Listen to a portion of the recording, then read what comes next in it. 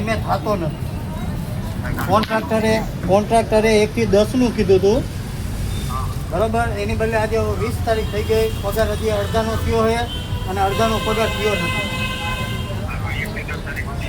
બરાબર. અને 8,000ની ઉપર પગાર છે, તો અમને 6,000 જ આપે છે. હા, અમારા આખા વોર્ડનાનો પગાર જ ઓછો છે સાહેબ.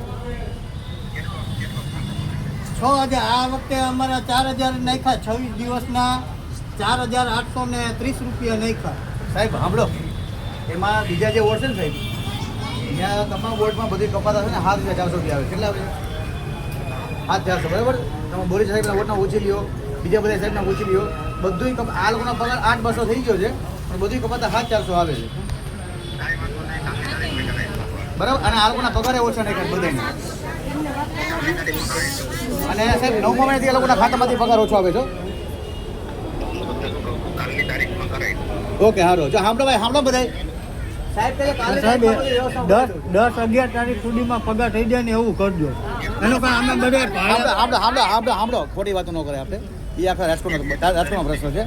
એ સાહેબ ન કહેતો, આપણે જે પ્રશ્ન છે એ કયો છે, એ આખા રાજકોટનો પ્રશ્ન છે. અને કામ કરી છતાંય રોજ કાપી નાખે. હા, હવે સાંભળી બધા, હવે સાંભળે છે ને બધાને. હા, તમારું ફંડેશનનું વાત કરે છે, બીજા ઓની વાત નથી કરતા માડી.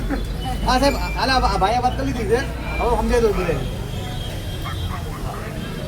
અચ્છા સાહેબે શું કીધું ભાઈ? સાંભળો, શું કીધું?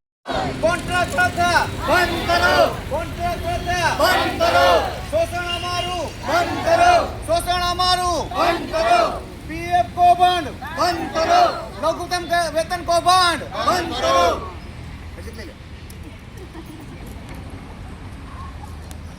જય ભીમ, જય વાલ્મીકી, જય સંવિધાન. મારું નામ પારસ બેડિયા, હું રાજકોટ ગામના પ્રમુખ છું. મિત્રો, આજે રાજકોટ મહાનગરપાલિકામાં જે રાજકોટને સ્વચ્છ રાખે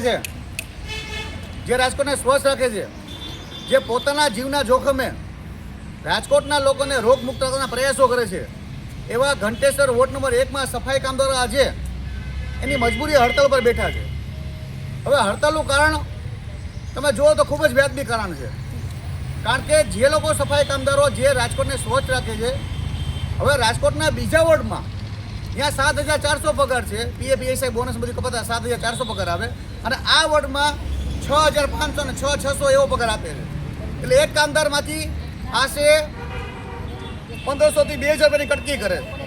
હવે આ બાબતે જ્યારે જવાબદાર અધિકારીને કહેવામાં આવ્યું તો એ હાથ ઊંચા કરીને કે ભાઈ અમને આમાં કાંઈ ખબર ન પડે. અને જે લોકો અહીંયા જે સુપરવાઇઝર રાખ્યા છે એ પણ જે કામદાર છે, હવે એમ કીધું અમે કોન્ટ્રાક્ટરને જાણ કરી દીધી, એ કાંઈ પગલાં નથી લીધા. હું રાજકોટના તમામ કોન્ટ્રાક્ટરને આ બાબતે ચીમકી આપવા માગું છું કે મહેરબાની કરીને સમાજના સફાઈ કામદારો સાથે અન્યાય કરવાનું બંધ કરી દેજો, કારણ કે રાજકોટ કામદાર એનર્જી મેદાનમાં છે.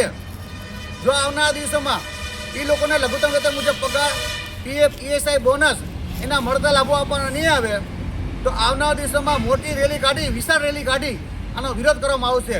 જય ભીમ, જય વાલ્મીકી, જય સંવિધાન.